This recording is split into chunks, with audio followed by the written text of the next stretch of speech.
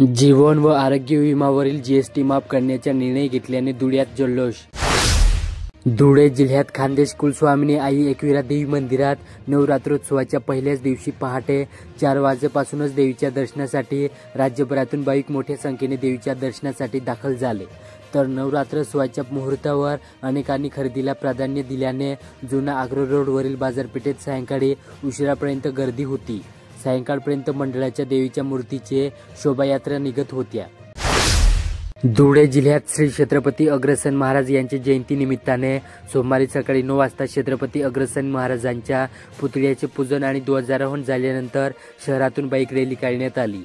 या रॅलीतून सामाजिक एकतेचा संदेश देण्यात आला।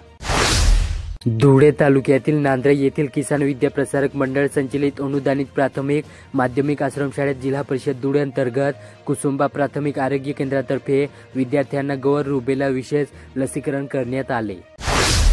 धुळे शहरातील जिल्हा क्रीडा संकुल या ठिकाणी सध्या सुरू असलेल्या एनसीसीच्या वार्षिक प्रशिक्षण शिबिरात छात्र सैनिकांना योगासनांचे धडे देण्यात आले।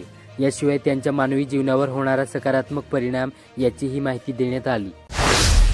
धुळे तालुक्यातील तिसगाव येथे एका मेंढपाळाच्या पशुधनावर वन्य प्राण्याने हल्ला केल्याची दुर्दैवी घटना रविवारी घडली।